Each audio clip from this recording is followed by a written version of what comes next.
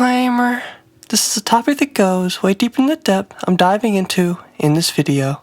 This video is not a breakdown of Chicago gang politics. In this video, my plan is to take an overall look at Chuckyy's life and legacy, commenting on what I feel could have led him into getting involved in street politics, and explaining how I feel Chuckyy is bringing a unique, dark vibe and making a brand new lane for Chicago drill, sound-wise. Thanks! I hope you enjoy. Before I start the video, I'd like to say I am getting over my cold now, thank fucking God.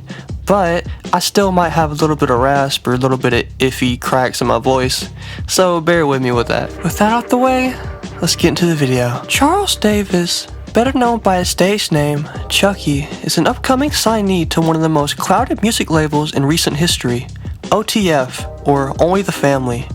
Reaching damn near mainstream appeal in only his first year of rapping, Chuckyy is speedrunning fame almost as fast as he is speedrunning his songs. This, I believe, is due to his great artistic direction and his unique and fast rapping style. Motherfucker raps like his verse was due a week ago.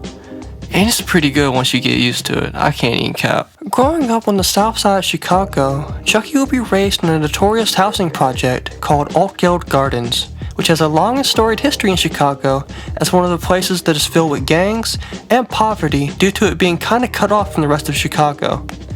Add that to years of racial discrimination in that specific community, and it paints a picture of a not so peaceful place for a young Chuckyy to be raised in. Chuckyy, in later interviews, alludes to his family being into criminal activities when he was younger. He'd recall getting woke up out of his sleep one night to go and fight another family with his family. Sounds like some shit you would see in a delinquent manga. Motherfucker's been on the us versus them mentality since a youngin', and I feel like that only evolved more as he grew older. Keeping with that train of thought, Chuckyy will become involved with gang activities early on and around middle school. Not much is known about what specific set he claimed, so I'ma just leave it at that for now. This would cause Chuckyy to begin to fight way more actively in school, leading to his expulsion from Thornridge High School. Apparently he was expelled partly due to his gang affiliation, partly due to general fighting. Chuckyy would never go back to school after this though, seeing it as a waste of time. Sadly, this is a very common thing in Chicago. From what Chuckyy reveals in interviews, it seems like he was pretty directionless when it came to what he wanted to be when he was older. He mentioned he'd hoop, but he didn't ever get on a team.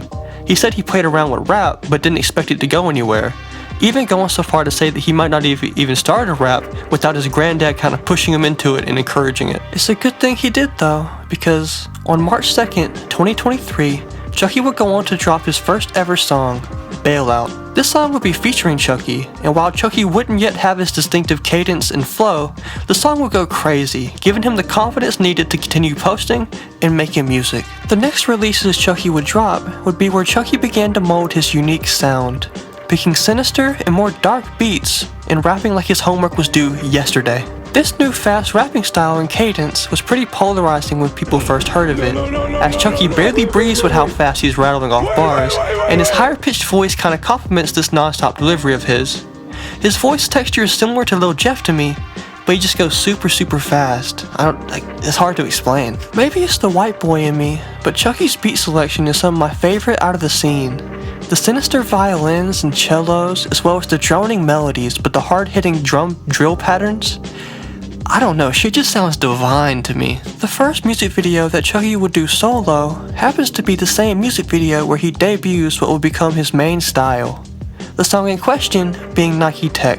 In this song, Chuckyy gives no breaks to the audience, just rattling off bar after bar, like an automatic weapon. I don't mean he's speaking fast in a lyrical, spiritual, miracle kind of way. He's got a unique flow that matches his beats, as well as a more high-pitched voice, leading to an overall really nice style. Chuckyy makes crash out music for ADHD motherfuckers. He don't slow down for shit when he starts going, which is kinda what makes him polarizing. Either you love his music, or you hate his music. Seemingly no in-betweens. The song that would serve to be Chucky's breakthrough into Chicago's drill scene would be his song King Tut. This is the song that personally put me onto his music, as well as many other underground drill fans. Sitting now at a solid 739,000 views, this would be the song that put Chuckyy on the map, but not his biggest, by a long shot. Not even a month after dropping King Tut, on February 25th, 2024, Chuckyy would do his first industry collaboration with a Bloodhound member named Big Op and another Chicago rapper named Trezo. This song would be the first of his songs to break 1 million views, a trend that will continue from here on as his next solo track, One Day, is currently sitting at 1.8 million, and the video after that, 100 Days and 100 Nights, is sitting at 3.1 million views. It's safe to say that Chuckyy is one of the truly fastest and most consistent rises I've seen in Chicago drill in a long minute. And I feel like it's definitely due to how unique sounding Chuckyy's music is. Skipping ahead to June 27th, 2024, Chuckyy would drop his biggest song to date, that song being Me vs. Me. In the music video for this song, Chuckyy would show off his OTF chain for the first time, showing that he was the newest signee to the OTF record label. With this signing came a massive production bump on Chuckyy's music and his videos, both becoming more well thought out and better produced quality-wise. And seeing that the head of the label, Lil Durk, just went down for murder for hire, it might be a sign that it's Chucky's time to come up to be the new face of OTF. Though, he's not the only new talent to sign to OTF. Another example of one being YFJ Fatso, who arguably has more mainstream appeal than Chuckyy, though Chuckyy has more unique sound, and Chucky's not currently in jail, which does serve to really help his career, unlike YFJ. Chuckyy's album, Tweet Till the End, is one of my favorite albums of the year. It's up there with Screwy G's Murder Man and Von Off 70-100's Free My Hood, Fuck Yo Hood. If this is the new Midwest rap scene, I'm here for it completely and wholeheartedly.